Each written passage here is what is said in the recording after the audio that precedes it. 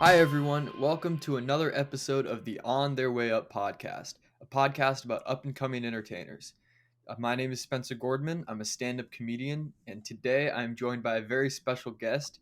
He is a member of the Omaha based rock band Old Man Jenkins. They just released their debut EP, Jalopy, this September. It's great. You got to go check it out. And he is releasing, or will have just released, his debut EP, his solo debut called The Yard Entrance, which just came out January 1st. So it's out now wherever you want to listen to music. Definitely go check that out as well. Thank you for being on the podcast. Evan Johnson, how you doing, man? Hey, I'm good, man. Thanks for having me out, Spencer. I'm super excited. Hey, my pleasure. This is great. How's your Yeah. holidays been? We're doing this just after Christmas. Yeah, they've been good, a little nuts, just kind of back into the family life and everything. Yeah, Um, I gotcha. I'm a full-time student as well, so it was nice just to have a little bit of time off. No, I, You know, I totally get it. That kind of running around, always doing stuff, especially like school, stand up, and now I'm just kind of taking a break yeah. from both for a little bit. It's really nice. No, that's really cool, man. No, I'm Where are you good to going to hear. school for? UNO. Oh, So nice, easy. stayed kind of home base, allowed me to do a lot of the things with Old Man Jenkins and, still kind of keep some people close around. So Yeah, for sure. And I assume you probably got what, a semester and a half or a year and a half left? Yeah, I've got about a year left. Not. So I've got Oh, 2 semesters left, yeah, and then I'm hell yeah. out. So what comes after that, What I'm do you, not quite sure. what are you getting your degree in? Is it anything related to music in any way or kind of separate Not in the track? slightest. Not in the slightest, no. Getting a degree in biology and chemistry. Nice. So kinda afterwards looking into PhD route, maybe. Oh, So, hell yeah. That's but awesome. yeah, man. Yeah, Yeah. I got semester and a half left because I'm graduating a year early. Oh, So nice. yeah, I got a year and a half left. Yeah. Yeah, where are you So it'll at be again? fun. Kansas, KU. Yeah, that's right. Cool. Down in Lawrence, the Yeah. LFK. Yeah, it's a fun time. I really enjoy it down there. But also I have a bunch of friends that go to UNO who I Yeah. mean love it. They say especially for like a lot of the science stuff like engineering, bio, like, all that stuff. Really good programs I've heard. Yeah, it's pretty chill. So I always like that about it. How's how's been balancing the college with the band life? It gets to be tough sometimes. Generally, Old Man Jenkins will meet twice a week. That is if we don't have any shows or anything that's coming up. Right. Um, and so a lot of times I'll spend a full day doing all of the school stuff. Starting at 8 a.m. Um, then finishing up and going, directly to an Old Man Jenkins practice, which will end at, midnight or whenever we decide that we're too tired to keep going. Right. But, generally it's okay. Um, but there have been a few weeks and a few days where, I get probably a little less sleep than I should. Oh yeah. There's definitely times where the balance is not balanced. Yeah. And Oh no, and and I'm especially sure that you have a lot of that same stuff going on with you. You yeah, know. it was a really fun semester of stand up. Like I put a calendar, a paper calendar next to my bed, and I would mark every day either wrote jokes or got on stage. Whoa, And that's I did cool. 120 straight days of either writing or getting on stage. Jeez, man. Yeah, it was a grind. It Yeah. was like it was a lot. But I this semester I became such a better comedian that Yeah. like it was pretty evident to me. But yeah, I mean, balancing school, not super easy. Took my first ever non-A, got a B in finance. I was like, man, streak ended. Yeah. You No, think man. I'm Jewish, being finance would be like a Yeah, it's second gotta nature. be your thing. No, yeah, that didn't transfer. Yeah. Didn't transfer. Too many acronyms. Just Yeah. way too many Oh, acronyms that yeah. are Yeah, unrelated. I get a lot of that. They just flow right over. Yeah. Oh god, I could do this podcast just bitching about finance. Like we could Yeah. easily just do that. Uh, and then like being in a relationship, and thankfully my girlfriend and I both go to college at KU, so Yeah. that does make it not. yeah, that definitely is easier because we've done the long distance, and it is tough when she was first year of college and I was in my last year of high school. Hmm. And we made it work, and it worked out fine. But it just, Yeah. being in the same place definitely helps. But yeah, still, even sometimes too much stand up, not enough other stuff. I'm Yeah. sure you have gone through the same thing. Yeah. I feel that 100%, man. Um, Um, so take me back when you started getting into music. What was like the first time you either got interested in music or picked up an instrument? oh gosh. So growing up, my parents aren't really musicians, but they are, they've always loved music. Growing up, they love, old rock, old R&B, all that kind of stuff. Um, both of their parents um, were musicians in some form. Interesting. Uh, my mom's dad really got me into Johnny Cash growing up, and that was like my first outlet. That's when I really started to get into it. And I think I still have old like VHSs with no way to play them of Johnny Cash concerts. But I hold on to them because they're cool. Yeah. Um, kind of following that, it started to kind of grow. It was this little like virus inside of me that just multiplied. Yeah. Um, I got into the Beatles. Kind of after that was my next big thing, and Hmm. for years, all I could think about were the Beatles. Yeah. And I A tried to little learn. British invasion, Yeah, the like little a British. personal British invasion. Yeah, exactly. Yeah. And that was probably when I was about maybe 10 or 11. I started really getting into them. And that was probably about the time that I started to kind of fiddle around with a guitar. I got one for like a birthday or Christmas. It's just a cheap little thing Yeah. that I still have because Of I don't get course. rid of anything. Um, and that it just getting that instrument really just changed my whole like outlook on life. Yeah. Um, I would play every day as much as I could. Like that's what I did when I came home from school, and then I would Yeah. figure out some way to do homework later. Yeah. Oh, you completely. um, you know, kind of following that. Um, my dad was really into indie music, so he was always sharing new releases at the time. Vampire Weekend and Wilco, and all these guys. Interesting. And that kind of was the next route. All those things kind of culminated when I joined this a program called Blues Ed, which is Mhm. a nonprofit youth organization kind of run by the Blues Society of Omaha. Um, it was an audition based program, so I got on stage and I played a couple songs for professional musicians around town. Um, got in, and then they placed me with 7 other people who I'd never met before, and we were in a band now. And Damn. yeah, so we played. Starting then, we probably played about starting out about 20 to 30 shows a summer, and then that just Damn. grew to them playing a lot throughout the year. Mhm. Um, and that program kind of ended when I was a senior in high school. But COVID screwed that all up, so I kind of lost a year there. Right. But we grew, we got new members, lost a few.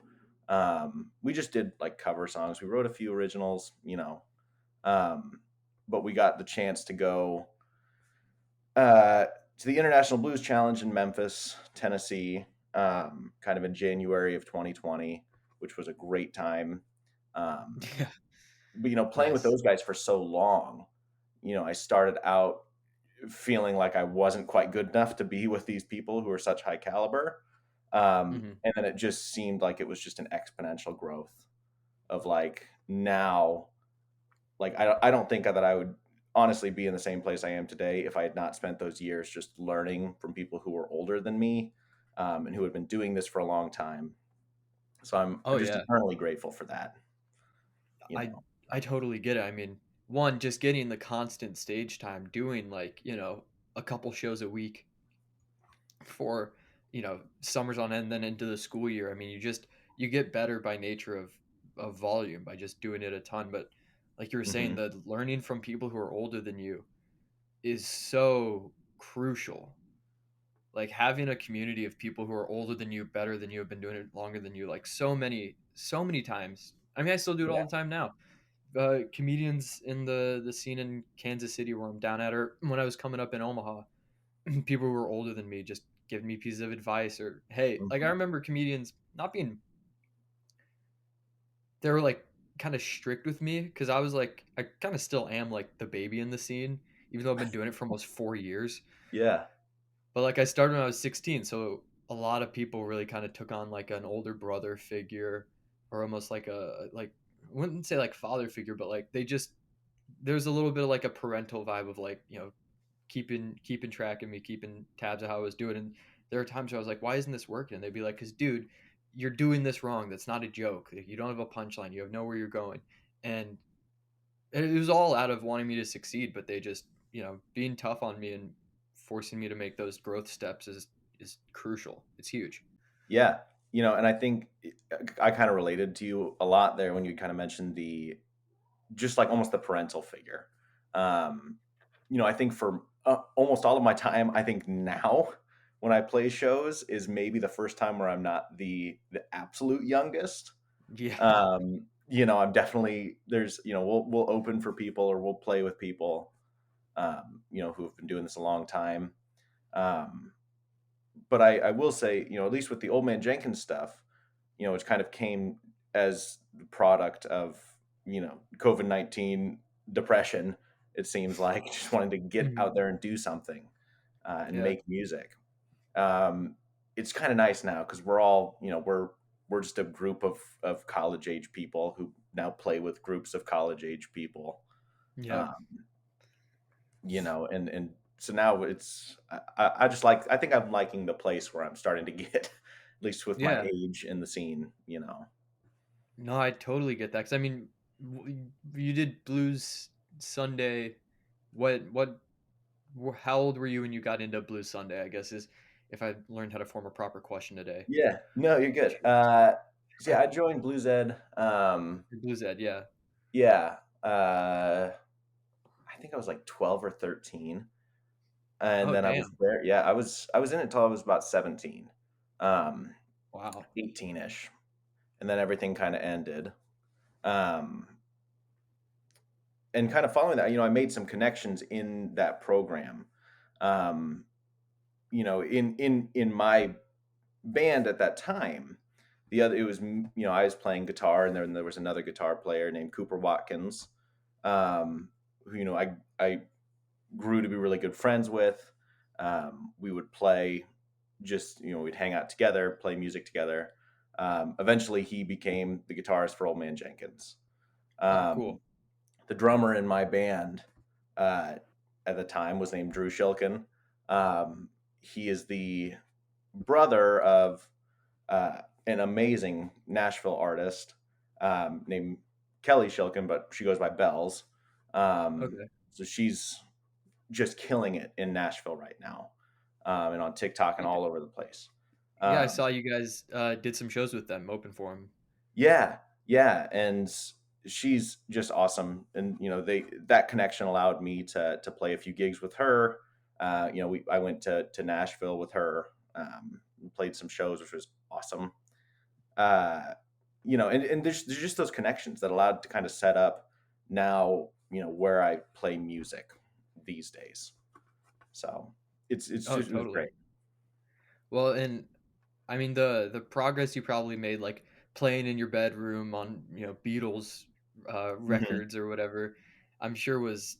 I mean, obviously, it must have been good enough for you to feel confident enough to try out for a band. But I'm willing to bet. I mean, those first couple of years, like 13, 14, 15 of you being in the band, must have just been like, I mean, such huge growth. Like, do you think there was ever a period, or I guess how did the growth differ kind of as the years went through from 13 to 17?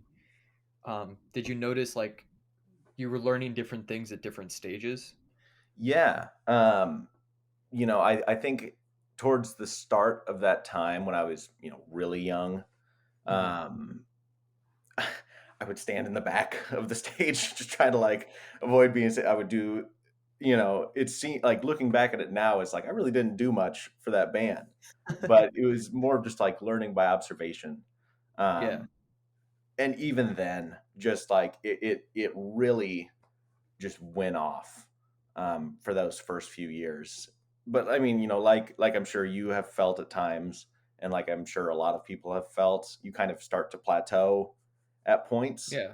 Um, in which case, I might be bummed and in the plateau for a bit, and then I find another outlet.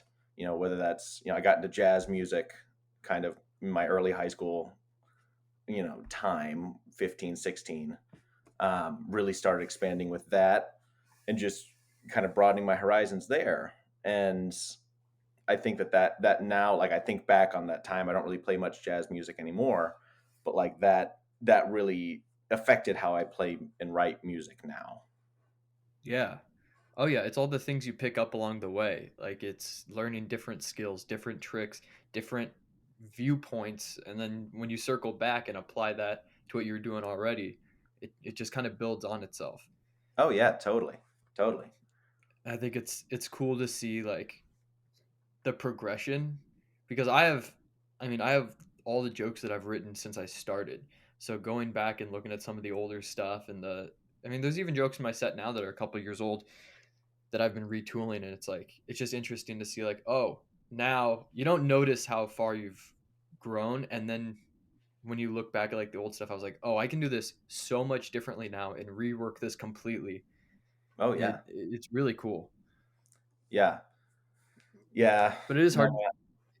go ahead. Well, it's hard to yeah, sorry, it's hard to see that progress though in the moment. Like you obviously don't see it day by day, but kind of I don't know. Have you been able to step back and look at stuff a few years ago or when you were in blues ed and Yeah, it's funny you asked. Not long ago, I came across, I was just watching YouTube videos because I was bored, um, and came across a video of like probably one of the first like gigs that I had ever done. It was like, oh god, like I was like getting just like those feelings of like embarrassment and like nervousness and all this stuff, and yeah, like it was fine. Like it was nothing special. Like I was not a star at that point. Still not a star now, but right.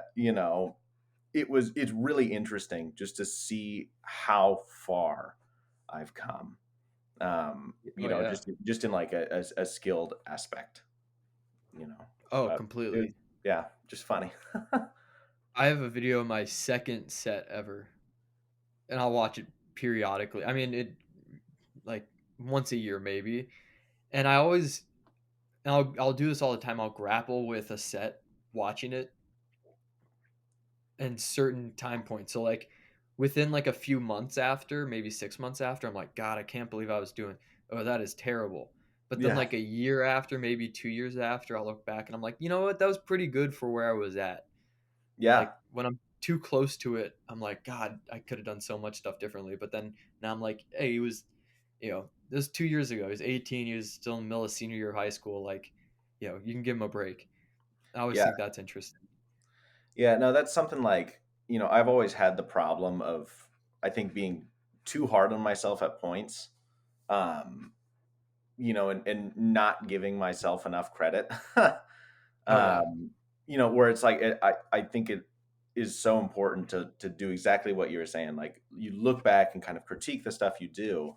Um, but, I would get to a point where I would do that almost too much and I would need to step away. So I've yeah, over the years, I've kind of learned to just like, especially not compare myself to other people as much, um, and just try to honestly critique what I'm doing and not with this like bias towards it. yeah. I was talking with a comedian the other day about this on this podcast.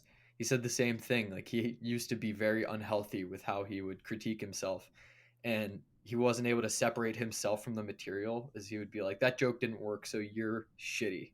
Hmm. And like that's such an unhealthy way to go about it. But it is kind of like, I mean, we definitely I think a lot of entertainers when they're first learning how to get better, because there is like healthy and unhealthy ways to improve. Even if you improve the same amount, there's ways to do it that are much more beneficial. And we definitely, I know I've fallen into some unhealthy habits, and I've in most entertainers I've talked to, it's the same thing. Yeah. What do you think? Do you think there was a moment, or how did your mindset change with improvement from a few years ago to now? Even like the end of Blues Ed till now being an Old Man Jenkins.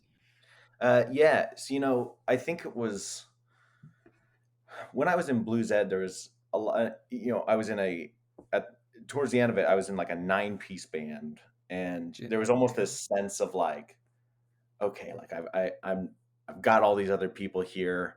So if I screw up, it's not that bad because everybody else is here. Um, Right. Kind of the way that Old Man Jenkins formed, I was, filling in for other bands and whatever. And then we had gotten a gig opportunity where it was only 3 of us were available to play this gig. And so we were like, "Oh my gosh, like we're going to do it, but like we need to figure it out." And then at that point, like I had no like cushion around me to Right. kind of save me from screwing up or not being what I thought at the time is like good enough. Um, and I think up to now, like playing that gig, starting that band, um, it made me more independent as a musician and as an artist. Interesting. Um, and I think that that's the push that I needed to get there. Because otherwise, I don't know how much I would have been able to do, like honestly, without Yeah. that without that like just release from my comfort zone. Yeah, Uh, getting out of the comfort zone is huge because it forces you yeah, to react in real time and make those decisions. yeah, It's almost like a little survival instinct. You're like, okay, I gotta figure this out. Like there's no not figuring this out. exactly.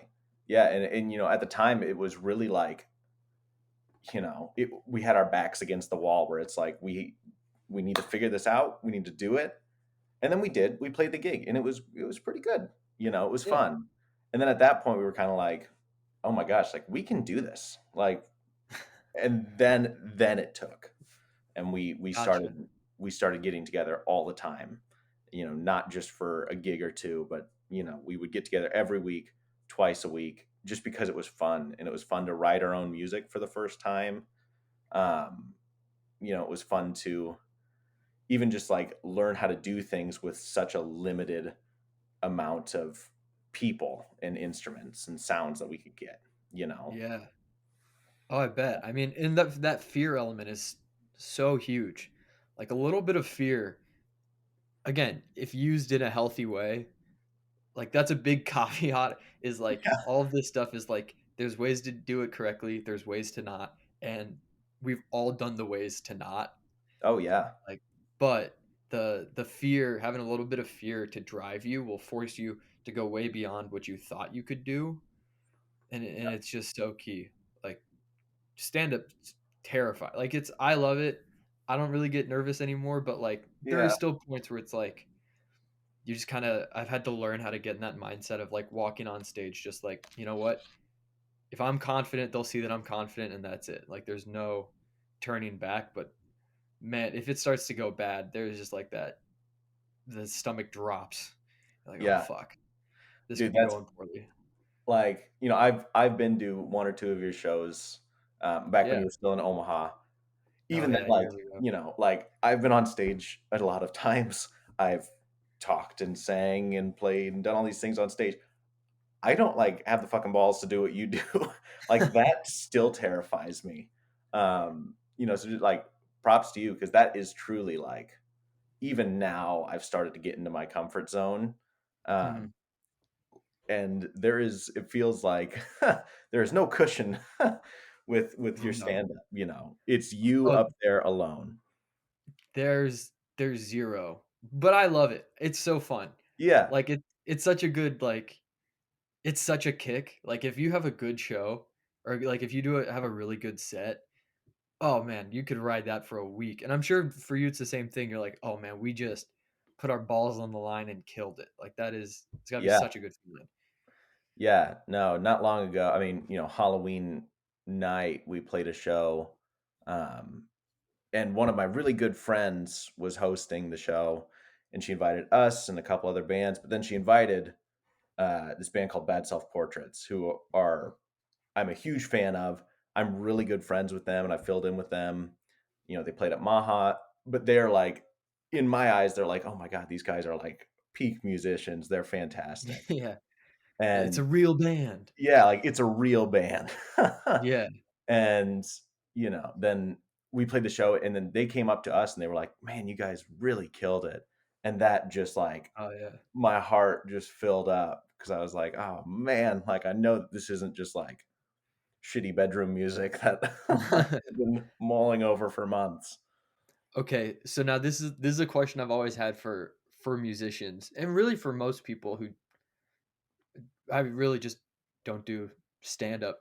The reaction, the audience reaction, because for comedy, it is like you know immediately if that joke was good or if it was bad.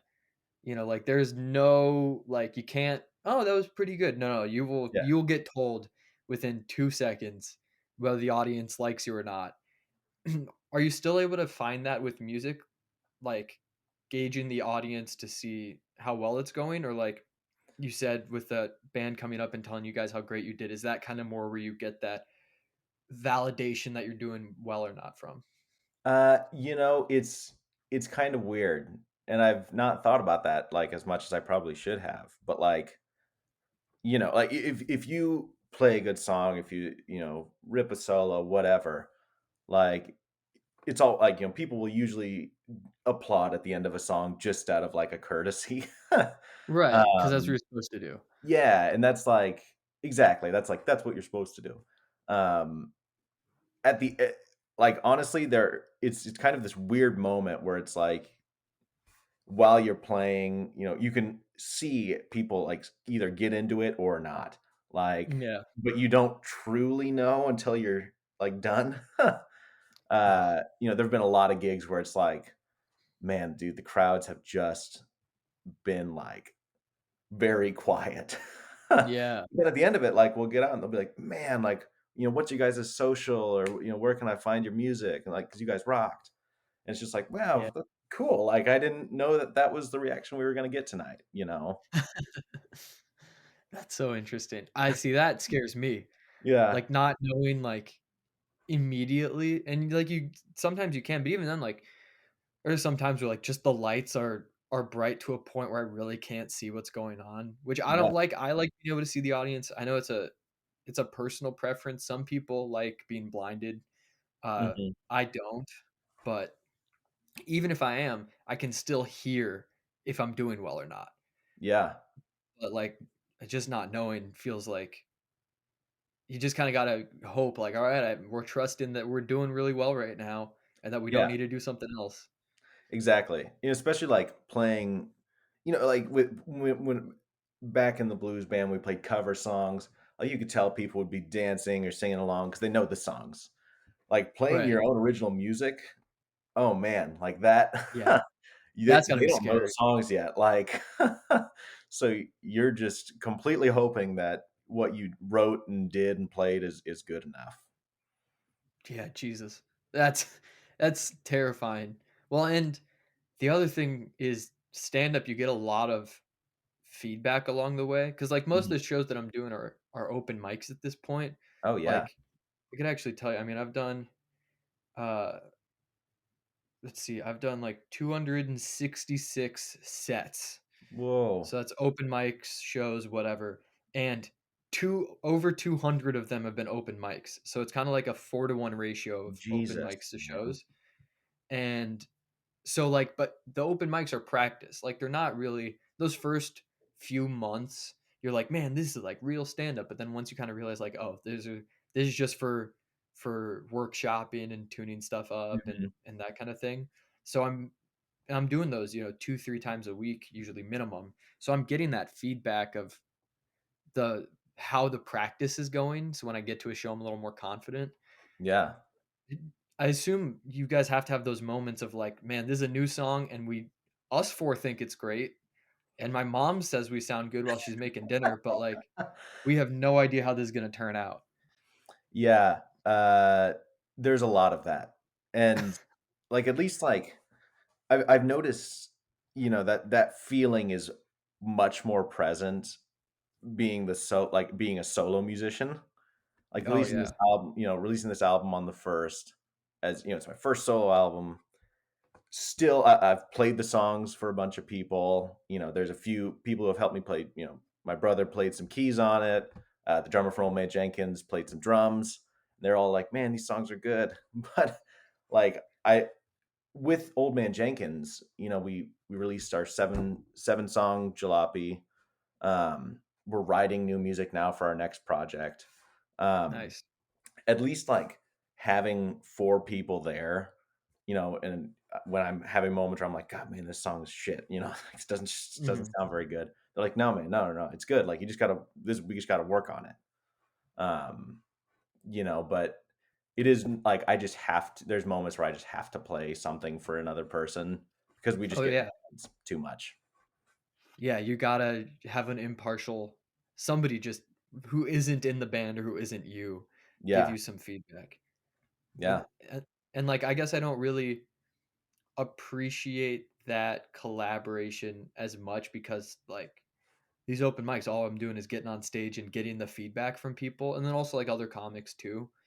But, yeah, I mean, that must be terrifying of, like, "Man, this song sounds good, and the first time we're gonna really play it is at this gig." yeah, Jesus. yeah. It, Uh, it's it's weird, man. so take me through songwriting for you. Like, when did you start doing songwriting? And then also kind of the evolution of writing for Old Man Jenkins versus yourself. I guess we'll just start. Yeah, like when did you start getting into making your own stuff?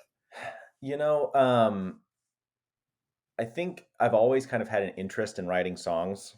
I've written a lot of really terrible songs.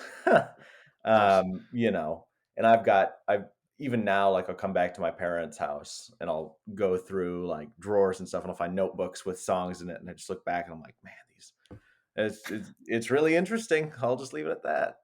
Um, Ooh, man. but during COVID, I started a little YouTube channel. It's still little, and I'm okay with it. It was Yeah. just an outlet to get some music out there. It was a lot of covers, and then I put out two original songs on there, and it's was just like, oh wow, like I can do this. Like, there's some good reception for these songs, and they were all right. Um, Generally, I think what I found is that I feel like a little bit of a loner when I write the songs, and, like, that sounds super cliche, but, like, it's No, true. Like, I'll yeah. just kind of come up with something, record it on a voice memo, whatever. Um, and with the solo stuff, that's kind of always how it's been. It's a lot of, like, on my phone, I've got hundreds of voice memos of just, like, songs or parts of songs or whatever. That's Um so funny because I was. Do you know? Have you heard of the band Grey Wind? They're like an Irish alt rock band that Yes, just kind of blew up actually. this summer. Yeah. So I interviewed on this podcast their it's really just a two-piece band, a brother sister, and the sister's the lead singer. I had her on the podcast. I think she was episode 3. Okay. Steph O'Sullivan. She's awesome. She was so Yeah. fun to talk to. She's a riot, but they do the same thing. And they're coming out they did a debut album like 7 years ago, but now they're coming out with a lot of new stuff this Mhm. upcoming year, and they still do that. They'll do voice memos, and then they'll record on a separate phone, you playing the other voice memo of like, "Okay, the guitar track's on here, and then I'm gonna sing into this one, playing the guitar track from Yeah. one phone, and then go back to the" like, it's hilarious how they demo stuff. Yeah. No, and it is That sounds like same exactly that. thing. Like, Yeah. I'll play it, and then I'll start, like, messing with it and seeing what I can do. Um, Usually with the Old Man Jenkins stuff, it's like I'll do that, if I have an idea on my own, and I'll just send it to the group and be like, "Hey, guys, is this any good?" Like, or is this something we just gotta put away for now?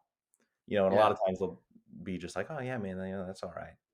Um, Writing with them is really nice because they have so many ideas that I just wouldn't. Um, Mhm. they're all just unbelievably talented musicians. Um, so I might, I'll get there with a song idea, and even if we just start kind of jamming on it and just playing it for the fun, we'll start building ideas, and then we'll be like, oh man, like this could be a song, like this would be pretty cool. Yeah. Um, it's just nice to have them for when, one of us gets stuck. Um, Towards the start of our time kind of as a band together, I did write a lot of the songs myself, and then like we would bring them there, and then they would like add in all the really cool elements to make it interesting. Are you Uh, the main vocalist? yes, yeah, Okay, that's what I thought. Yeah, yeah. yeah. And then now we've gotten some a drummer sings backup vocals. Henrik Nelson, he's awesome. And then we're getting breaking that uncomfort, like that comfort barrier for the other two to start singing some backup vocals too. There you go. Um, but yeah, kind of it started out where they were more helping me to write songs. That sounds a little selfish, but like it's just kind of what happened. No, yeah. Um, and then eventually, like now, I feel like we all kind of have some equal song ideas, um, and so we just kind of put them together. And right now we're writing kind of for our next album or project, whatever that might be. And some of the songs are like my songs, and some of the songs are like I have completely zero attachment to them. Like, or I didn't write Interesting. any of the lyrics, I didn't do any of this. I just play them. you know. Okay. So then when, like, somebody comes up with a song and you guys are like, "Great, let's do this." And now you have to not only learn the vocals, but do it in a way to where you can still deliver it like it's something that you wrote and care about. Mhm. Do you find that difficult at all, or what's your process when somebody hands you a sheet of music and is like, "I want you to sing this"? Yeah, usually like one of the songs that we've been working on specific, that scenario happened for the first time. Um, or one of our other guitar player Cooper and our drummer Henrik got together and pretty much wrote this song like entirely. And I was sitting there like I was going to write some lyrics, and I was just like, God, I just have zero ideas for this. Um, so Cooper, the guitar player, just spent a few minutes, wrote out some parts, and then just handed it to me and was like, "This is what I'm thinking. Like, what do you think about this?" And I was just like, "Whoa, this is like this is cool."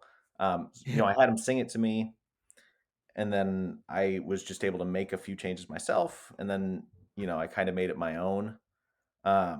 But I think luckily, with these guys all together, we've really grown as one, in all of our songwriting abilities.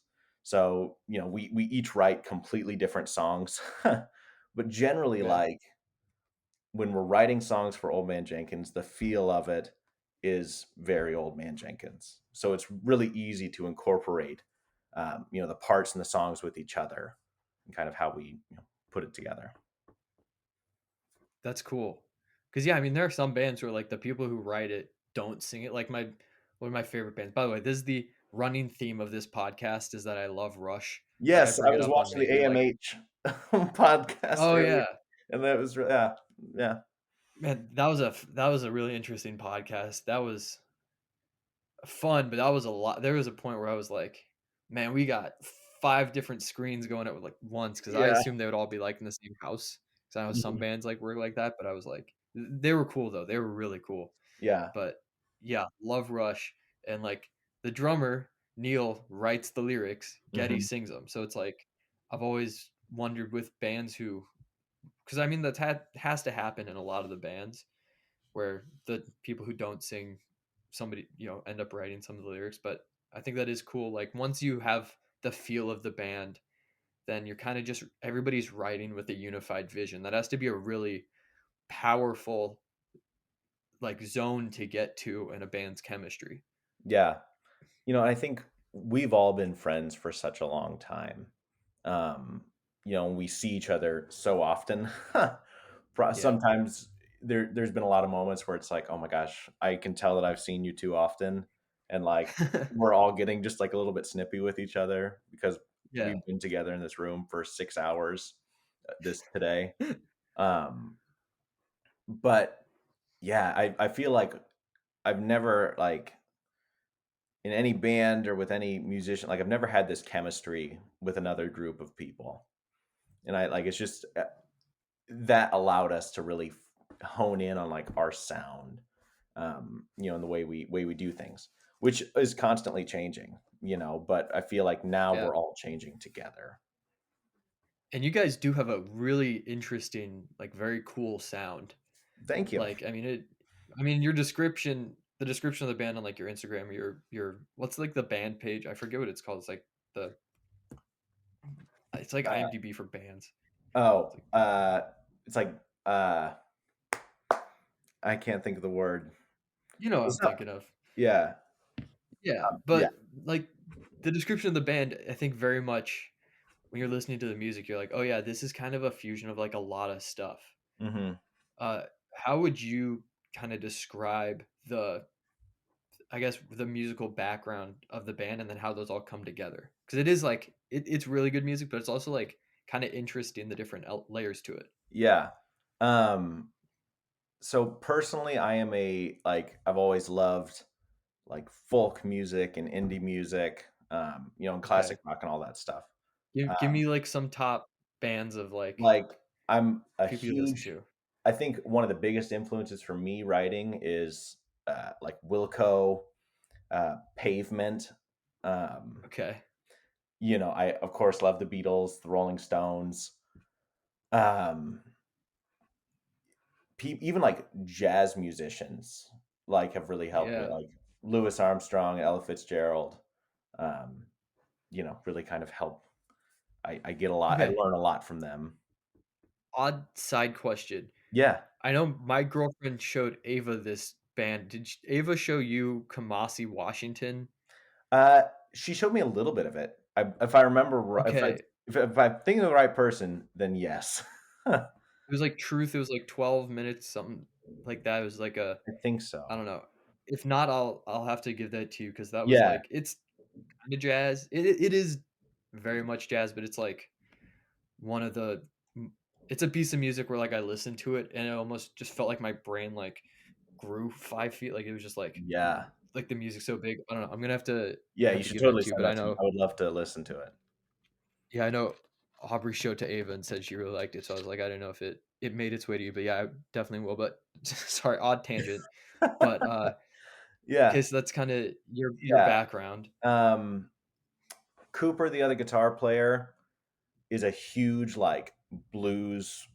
Loves the Stones too, but is a big Buddy Guy, uh, Muddy Waters classic blues listener. Yep, yep. Um, All the blind guys, yeah, Blind all the Willie, old Blind Blake. blind whoever fill in two other Yep. descriptors.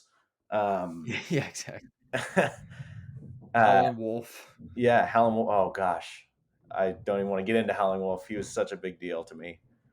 Really? Yes, yeah, I Interesting, yeah. yeah learned everything about harmonica from that guy. Um, Love it. yeah, I was like, I hope you didn't learn everything from singing about that guy, because as great as he is, he's got a it's pretty not particular great. voice. Yeah, it's yeah, But again, this comes from the guy who listens to, like, Rush and, like, Peter Gabriel, Genesis, where it's like, "Ooh, these vocals are a little out there," so yeah. No, I love that stuff. Um, yeah, the bass player Eric, huge Japanese ooh, fusion jazz guy. He's nuts. He's interesting. really crazy. Big He's funk out there. listener. He's a Um, bass player, what'd you expect? yeah, Like that guy can rip. Oh my gosh, it's unbelievable. Drummer Henrik, he's a huge indie guy, like Mac DeMarco.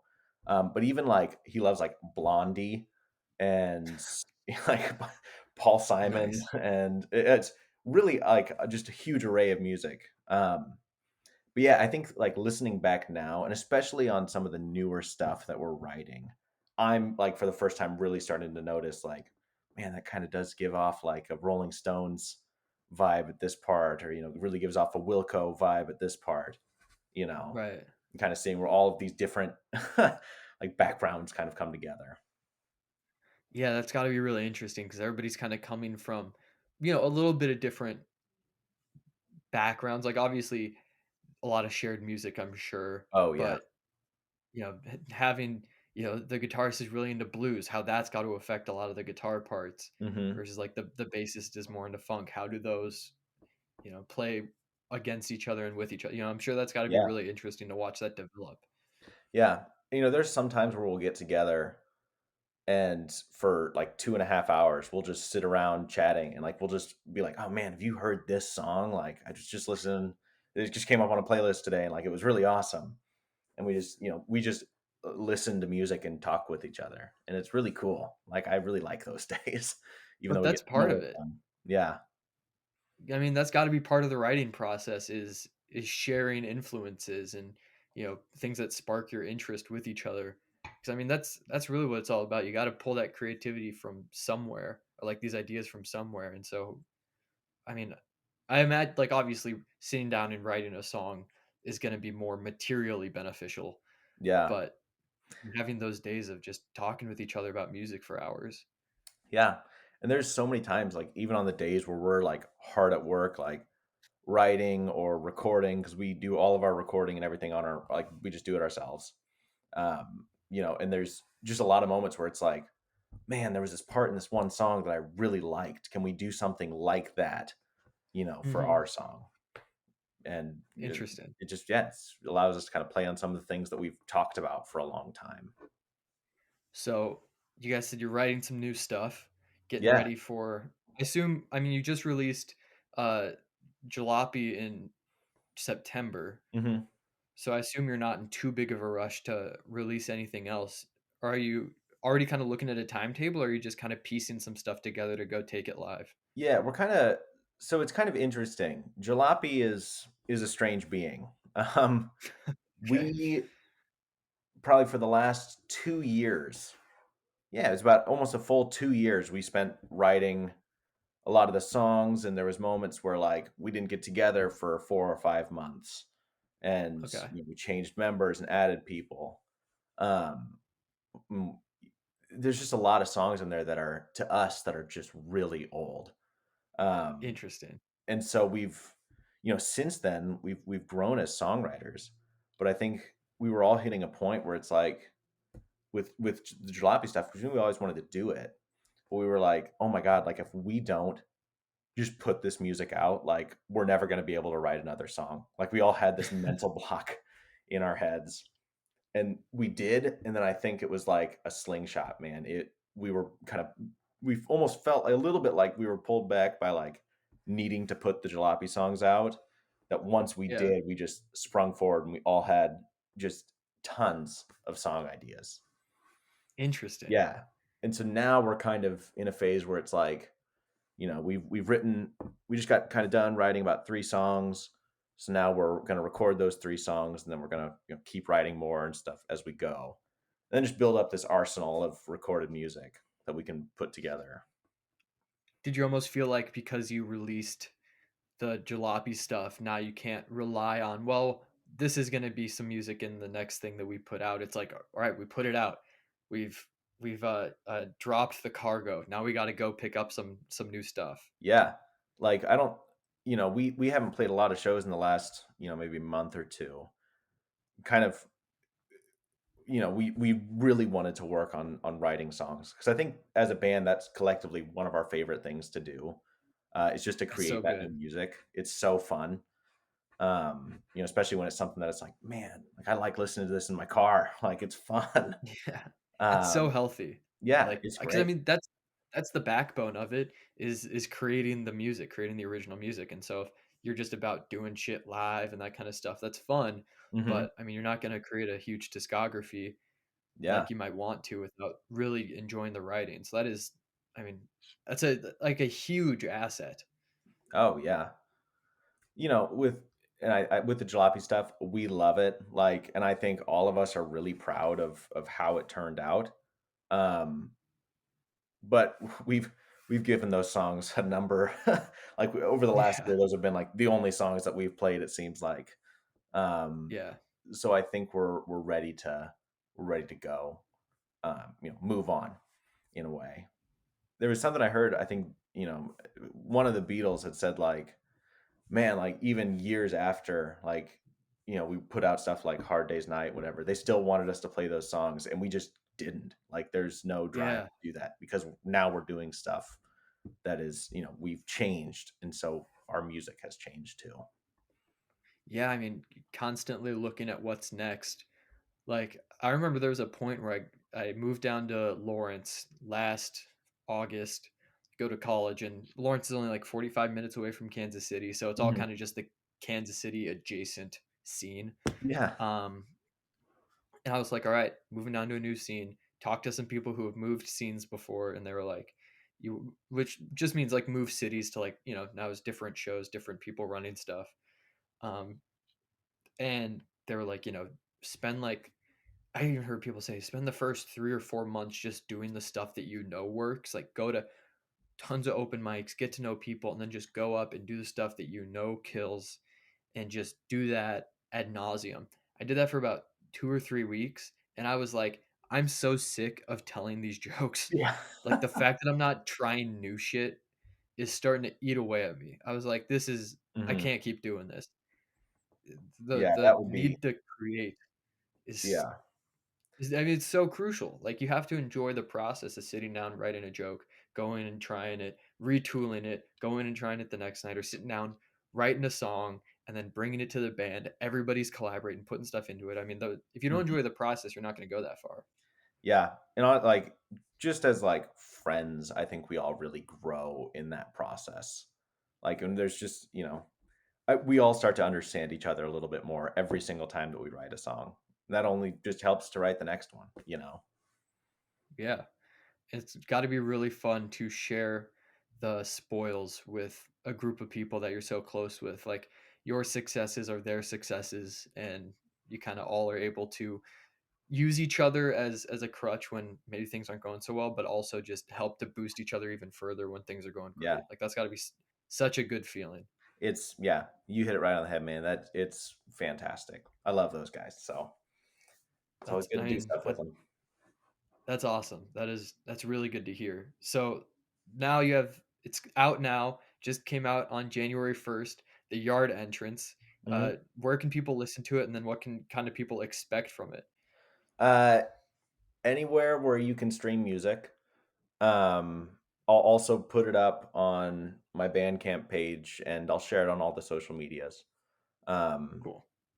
but it's kind of those songs I wrote kind of in the late spring of 2022. Um, they're they're really like a lot of more too the songs that are too folksy to put with the Old Man Jenkins stuff, or stuff that like really like is from me, like, and not from Yeah. the group. So it's 5 songs. So yeah, it's kind of just an easy listening, like it's not very heavy rock or whatever. hmm um it's kind of just a nice chill folk song, that like folk album that you can kind of hopefully just enjoy listening to, and enjoy some of the songs on it.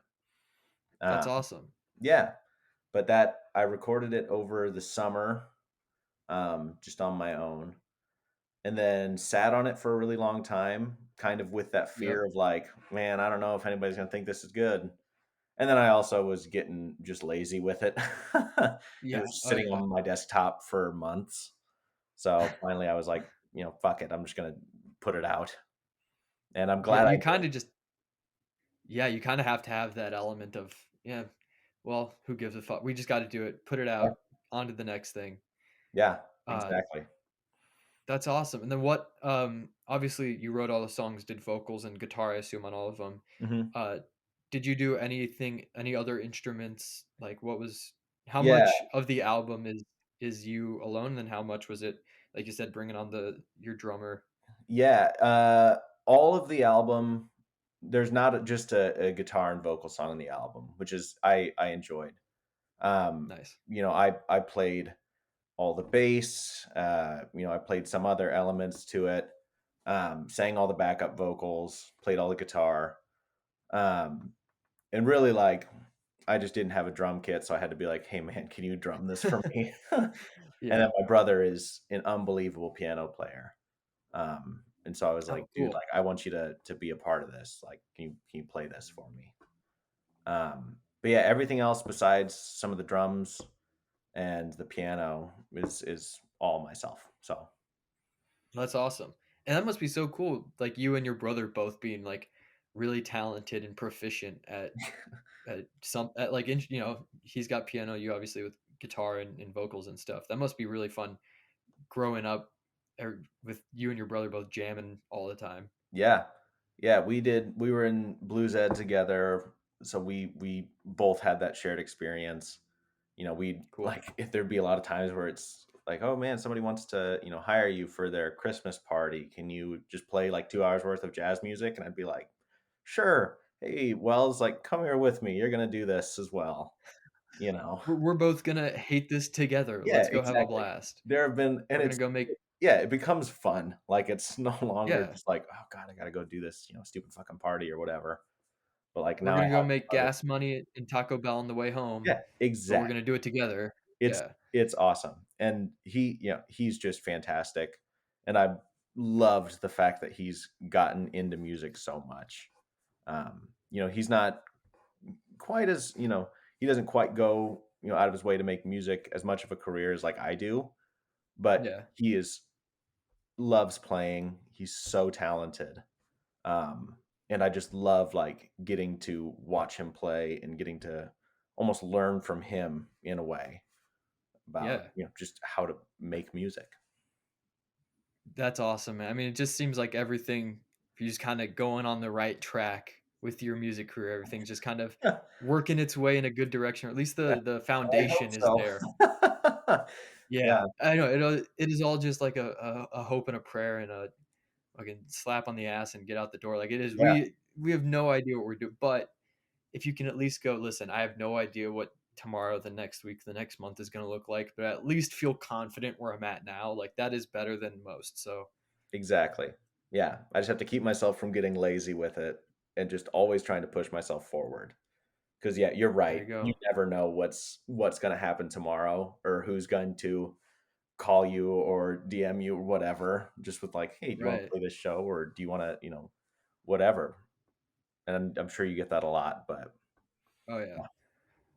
Dude, I got a call. I was driving down from Omaha back to Lawrence, and I get a call from a comedian. He's like, "Hey, can you be in Leavenworth, Kansas in, like, an hour and a half?" Well, Leavenworth is, like, maybe an hour from Kansas City. It's about 45 minutes from Lawrence, but I was driving on I-29 South, hmm and the Leavenworth exit was, like, 4 minutes away, so instead of, like, turn into this exit to start heading to Lawrence in, half an hour, it was yeah. turn in 3 minutes. I was Oh, like, "What excellent timing. yeah, this is Fantastic." Yeah. It that's just cracked me up. awesome. That's really cool. Alright, dude, this has been a blast. I've had a great time talking with you, and Yeah, man. I mean, such good timing. We're recording this a little bit before the 1st, and I just saw this morning, you're like, "Hey, releasing the music on the 1st." I was like, "Dude, this podcast is coming out on the 4th. Wow. Let's get it going." That's So, awesome. ended up I really appreciate you having me, man. This has been a blast for me as well. So, that's I appreciate that. Last thing, where can people find your stuff and the band stuff, socials, where they can listen to the music, all that good stuff? yeah, Instagram is our main social for the band, Old Man Jenkins Band. Um, my personal Instagram just at Evan Johnson Music. Um, my YouTube channel and everything, all of our music is linked on both of those pages, including all of our Bandcamp and YouTube and all that stuff. Um, Spotify, everything. Spotify, Apple Music, yeah, whatever you like to listen to. So, but yeah, anywhere on Spotify, any of the streaming services. Uh, by the time the first hits, you should be able to type in both Old Man Jenkins and my name, and pull up the music, on any streaming service. So and go check it out. It's really good stuff. I'm really excited for you for the solo EP to come out, and then also listen to Jalopy. It's a really fun listen to. There's some really good songs on there. So, um, yeah, that's awesome. Definitely just go check out all of Evan and Old Man Jenkins stuff. You can find my socials easy Spencer_Gordman on Instagram and TikTok, or just my name Spencer Gordman on Facebook. But more importantly, the podcast On Their Way Up. Subscribe wherever you're listening to right now, whether that be Apple, Spotify, anywhere, or on YouTube. You can look at Evan and I's beautiful faces on Spotify has a watchable version, and obviously YouTube. Um, and then yeah, social media On Their Way Up on Instagram and Twitter. Get updates when episodes come out, who's going to be on them. Get some clips going in a little bit. So definitely, yeah, give all that subscribe and follow. And I really appreciate everybody for listening today. Evan, it has been really fun talking to you, a fellow Elkhorn High alum, and it's Yes, it's always good great to to see see some your face antlers. again. So Yeah, good to see some antlers doing some cool things yeah, post high school. Always a pleasure. yeah, man. Like I So, said, thank you again. This has been a blast. So. yeah, absolutely. And I thank you everybody for listening. Have a good rest of your day.